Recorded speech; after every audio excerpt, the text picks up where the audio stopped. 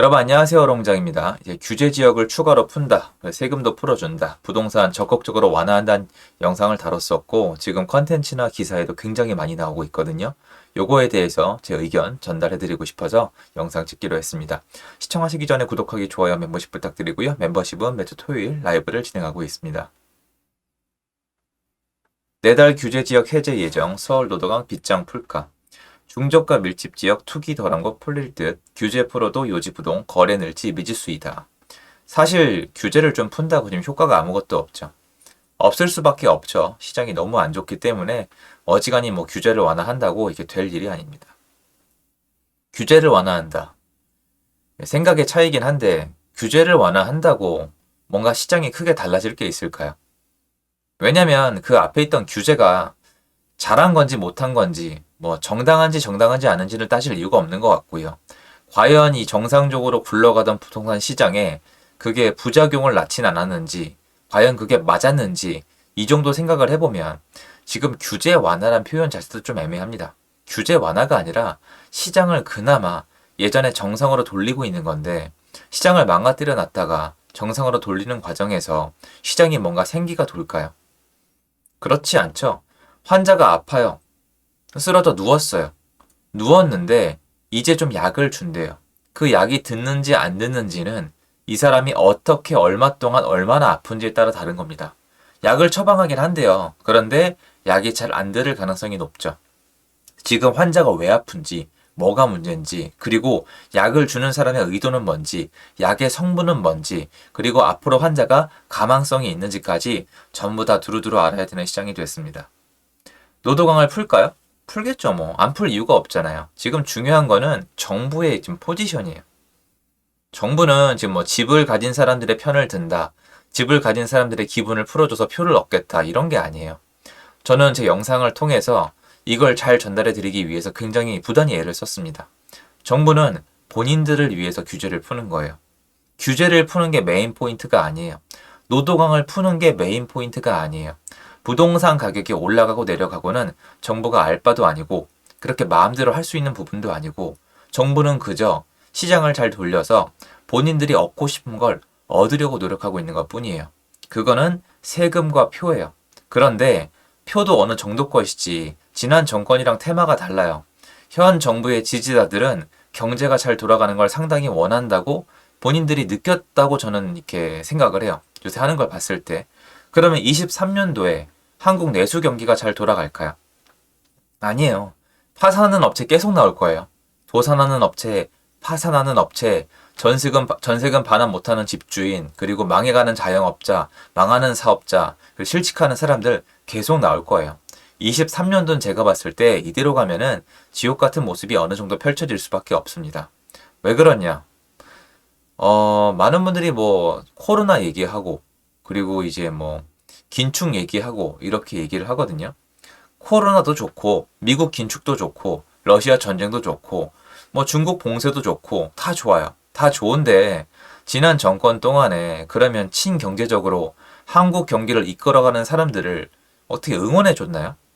뭘 응원을 해줘요. 못 잡아먹어서 안달이었는데.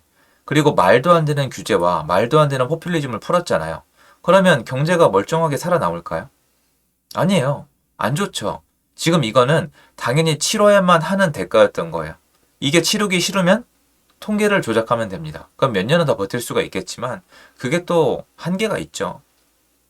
자, 그럼 정리해보면 경기는 이제 안 좋을 수밖에 없는 타이밍이에요. 왜냐면 지난 정부에서 했던 거는 기업을 살려서 돈을 돌리는 게 아니라 임의적으로 최저시급 올리고 최저시급 올린 것도 정말 부작용이 컸는데 코로나에 묻혔죠. 코로나로 정말 많은 게 묻혔는데 뭐 얘기해봤자 아무 소용이 없는 거예요. 그럼 경제가 제대로 안 돌아갈 거 아닙니까? 그리고 그 중에서 이제 망하는 업체 나오는 건 당연한 거고 그럼 내수 경기를 많이 받쳐주고 있던 어떤 부동산 관련 경기는 좋겠어요? 안 좋죠. 대출을 중지시키면 어떤 일이 일어나요? 거래가 안 되기 시작을 하잖아요. 거래가 안 되면 어떻게 되죠? 세금 안 들어오고 건설하기 어려워지고 그리고 관련된 업종들 다 망하잖아요. 그대로 일어나고 있는 겁니다. 그렇기 때문에 23년도에 내수 경기, 국민들의 생활의 편의성을 어느 정도 이상으로 끌어올리려면은 내수 경기를 제대로 만들려는 의지가 있어야만 합니다.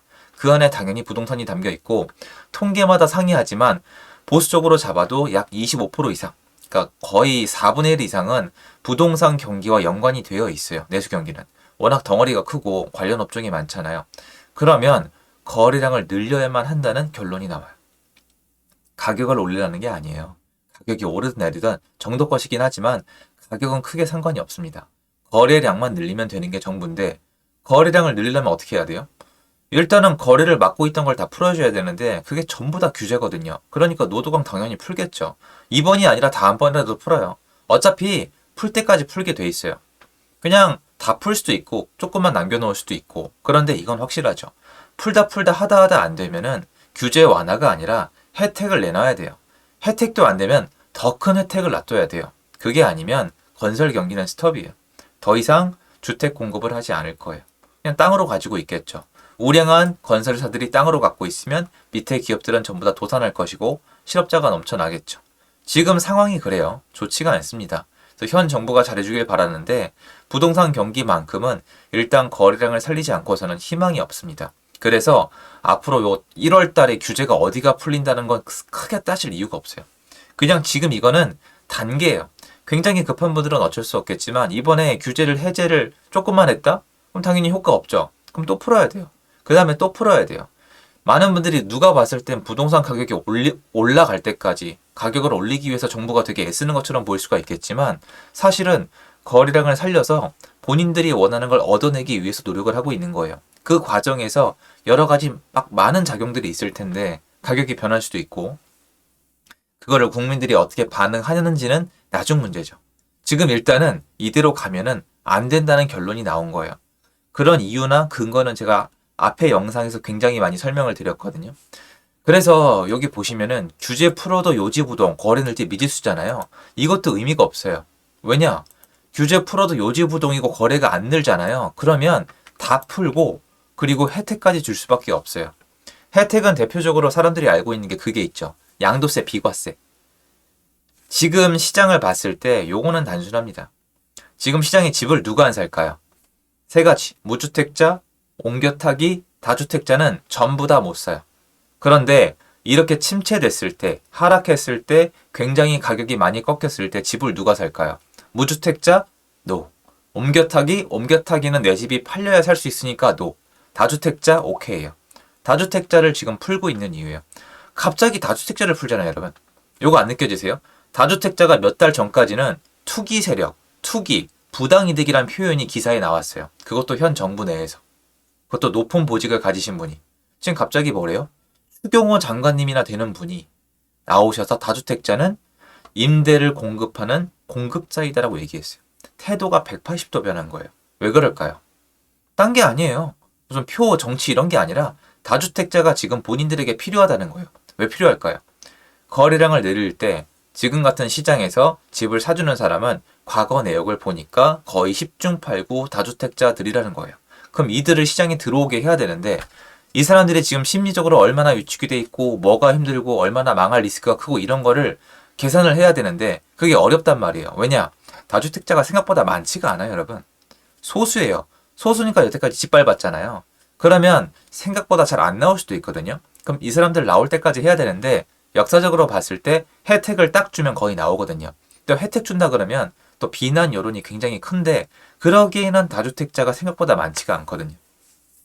어쨌건 침체되어 있는 메마른 시장에 처음에 물을 대주는 건 거의 다주택자라고 현 정부는 판단을 한 거고 이 사람들이 나올 때까지 규제를 완화할 거고 이 사람들이 끝까지 안 나오면은 혜택까지 줄 수밖에 없는 게 현재 포지션이라고 전 결정을 한 거예요. 그렇게 판단을 했거든요.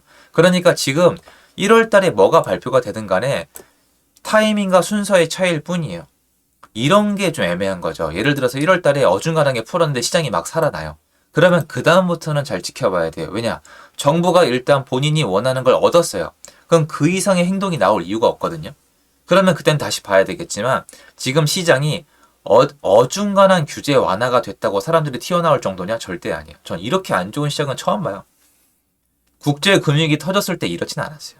IMF는 제가 솔직히 못 봐서 모르겠는데 국제금융위기 2007, 8, 9, 10, 11, 12 심지어 사람들이 정말 힘들다고 했던 2012, 13, 11, 12, 13 요 3년 동안 그 중간 사이 그때도 이렇진 않았어요. 지금 이거는 시장이 존재하지 않는 거고 집 가진 게 죄예요. 집을 가진 사람이 어떻게 할 수가 없어요. 팔 수도 없고 종부세를 낼 수도 없고 전세입자를 맞출 수도 없고 대출을 받을 수도 없고 국가에선 욕하고 까딱 잘못하면 형사처벌이고 이 상황에서 규제 몇 개 풀어주고 나온다? 정말 이상한 분이죠. 그래서 앞으로의 방향을 아는 게 중요하다고 생각을 합니다. 지금은 노동왕을 풀까 말까가 중요한 게 전혀 아니에요. 그냥 앞으로 정부가 원하는 게 나올 때까지 풀 수밖에 없다는 걸 정부가 인정을 한 거예요. 아마 최근에 대통령님이나 기재부 장관님의 발언을 보시면은 상당히 많은 팁을 얻을 수 있을 거라고 생각을 합니다. 그래서 물론 저도 컨텐츠를 만들겠죠. 뭐가 풀렸다, 어디가 풀렸다, 어떤 반응이 있다. 이미 규제 풀고 거래량은 좀 나오고 있어요. 그런데 그게 활성화되기에는 상당히 시간도 풀리고 상당히 더 큰 뭔가 대책이 필요하지 않을까? 전 이렇게 생각을 합니다. 앞으로의 시장은 거기에 달려 있어요. 정부가 원하는 걸 얻냐, 못 얻냐. 전 여기에 포인트를 맞출 겁니다. 도움되었으면 좋겠고요. 제 영상 여기까지입니다. 감사합니다.